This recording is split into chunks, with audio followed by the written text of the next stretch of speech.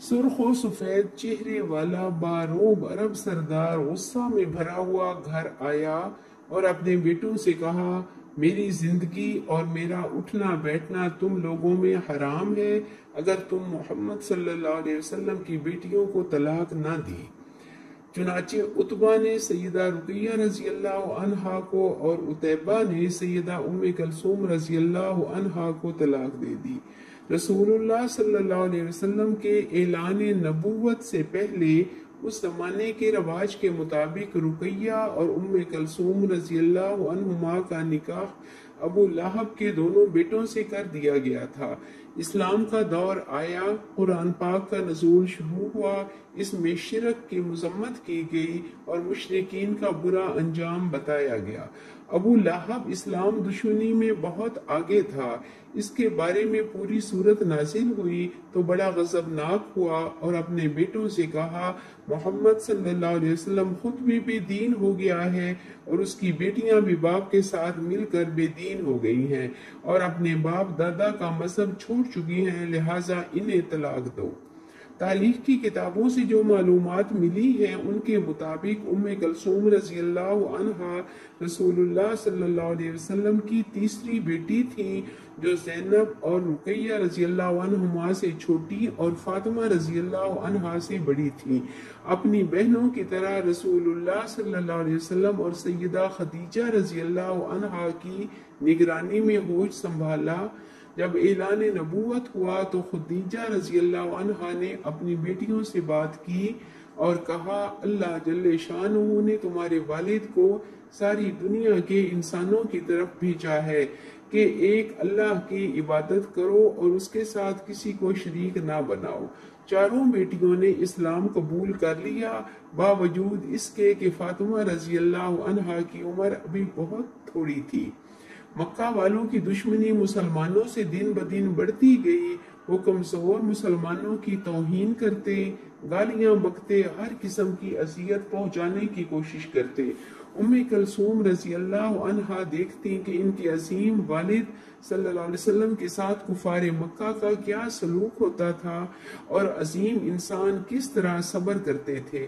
وہ یہ سب کچھ دیکھ تو رہی تھی، لیکن ان سرکش انسانوں کے لیے صرف بد دعا ہی کر سکتی تھی جنہوں نے ان کے والد کی توہین کی اور سر پر مٹی ڈالی، لیکن اس کے ساتھ ہی انہوں نے عمر بن خطاب رضی اللہ عنہ اور حمزہ بن عبد المطلب رضی اللہ عنہ جیسے لوگوں کو بھی اسلام میں داخل ہوتے دیکھا۔ ایک دور آیا کہ ام کلثوم رضی اللہ عنہا اپنے خاندان اور بنی ہاشم کے ساتھ شیب ابی طالب میں بھی رہیں، جبکہ مکہ والوں نے ان کا بائیکاٹ کر دیا تھا اور اس بائیکاٹ کی تحریری دستاویز کو کعبہ میں لٹکا دیا گیا۔ مسلمان اس تنگی میں 3 سال رہے، کھانے پینے کی شدید قلت رہی۔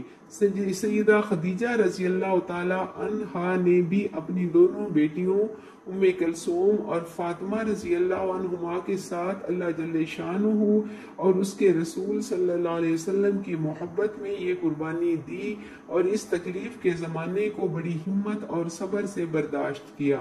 قبیلہ بنو اسد کو معلوم ہوا کہ خدیجہ رضی اللہ تعالی عنہا کو بھوک اور مشقت کا سامنا کرنا پڑ رہا ہے۔ وہ خدیجہ کہ جنہوں نے بڑی آرام دہ اور پر آسائش زندگی گزاری تھی، بنو اسد ضرورت کا سامان لے کر انہیں اس وقت دے جاتے جب مکہ والے سو جاتے تھے۔ شیب ابی طالب سے نکلے تو خدیجہ رضی اللہ تعالی عنہا بیمار ہو گئی، بیٹی کا سہارا لے کر مکہ تو لوٹ آئیں مگر بہت کمزور ہو چکی تھی۔ ام کلثوم رضی اللہ عنہا اپنی عظیم ماں کو سہارا دیتی، ان کی ضرورتیں پوری کرتی۔ پھر ایک وقت آیا کہ خدیجہ رضی اللہ عنہا کی روح اس دکھوں کے جہان سے نکل کر جنت کی طرف پرواز کر گئی۔ ام کلثوم اور فاطمہ رضی اللہ عنہما پر دکھوں کا پہاڑ آ گرا۔ معصوم بچیاں اکیلی رہتی تھیں تو رسول اللہ صلی اللہ علیہ وسلم نے حضرت سودا بنت زمعہ رضی اللہ عنہا سے نکاح کیا اور انہیں گھر لے آئے۔ ابو طالب اور خدیجہ کے انتقال کے بعد مشرکین نے رسول اللہ صلی اللہ علیہ وسلم کو اذیتیں دینے کی انتہا کر دی۔ اللہ جل شانہ کے سوا کوئی حامی اور مددگار نہ تھا۔ پھر اللہ جل شانہ نے آپ کو مدینہ کی طرف ہجرت کرنے کا حکم دیا۔ رسول اللہ صلی اللہ علیہ وسلم نے مدینہ کی طرف ہجرت کی اور کم سن بیٹیوں اور بیوی کو اللہ جل شانہ کی حفاظت میں مکہ میں ہی چھوڑا۔ اندازہ لگائیں والد کی پریشانی کا کہ وہ بیٹیوں کے لیے کتنے فکر مند ہوتے ہوں گے، اور بیٹیوں کی پریشانی کہ وہ والد کے لیے کتنی فکر مند ہوتی ہوں گی۔ جب معلوم ہوا کہ رسول اللہ صلی اللہ علیہ وسلم خیریت سے مدینہ پہنچ گئے ہیں تو ان بچیوں کی بے چینی ختم ہوئی۔ رسول اللہ صلی اللہ علیہ وسلم نے ابو رافع اور زید بن حارثہ رضی اللہ عنہما کو انہیں مکہ سے لانے کے لیے بھیجا، سواریاں بھی دیں اور زاد راہ بھی۔ ان کے ساتھ ہی ابو بکر رضی اللہ عنہ نے اپنے بیٹے کو لکھ بھیجا کہ وہ بھی اپنے گھر والوں کو ان کے ساتھ روانہ کر دیں۔ یہ دونوں مکہ پہنچے اور سفر ہجرت کی تیاری کروائی۔ نبی صلی اللہ علیہ وسلم کے گھر والوں جن میں سودا بنت زمعہ، ام کلثوم اور فاطمہ رضی اللہ عنہا تھی، انہیں لے کر مدینے کی طرف روانہ ہوئے۔ زید بن حارثہ نے اپنی بیوی ام ایمن اور بیٹے اسامہ بن زید رضی اللہ عنہم کو بھی ساتھ لیا۔ عبداللہ بن ابی بکر اپنی والدہ ام رومان اور دونوں بہنوں عائشہ اور اسماء رضی اللہ عنہما کو لے کر ان کے ساتھ ہی ہجرت کے لیے نکلے۔ صاحبزادی زینب کو ان کے شوہر نے روک لیا، جبکہ سیدہ رقیہ رضی اللہ عنہ نے پہلے حبشہ اور پھر مدینہ کی طرف اپنے شوہر حضرت عثمان کے ساتھ ہجرت کی۔ ام کلثوم رضی اللہ عنہا مدینہ میں اپنے والد اور فاطمہ رضی اللہ تعالی عنہا کے ساتھ پرسکون ہوئی تو رقیہ رضی اللہ عنہا شدید بیمار ہو گئی۔ ام کلثوم اپنی بہن کو کمزور سے کمزور ہوتے دیکھ رہی تھی، پھر رقیہ بھی بہن کو دکھی چھوڑ کر اس دنیا سے رخصت ہو گئی۔ رسول اللہ صلی اللہ علیہ وسلم نے کچھ عرصہ کے بعد ام کلثوم کا نکاح عثمان بن عفان رضی اللہ عنہ سے کر دیا۔ ہجرت کے چھٹے سال مسلمان ذوالقعدہ میں عمرہ کی غرض سے رسول اللہ صلی اللہ علیہ وسلم کی قیادت میں نکلے۔ قریش نے مسلمانوں کو مکہ میں داخل ہونے سے روک دیا۔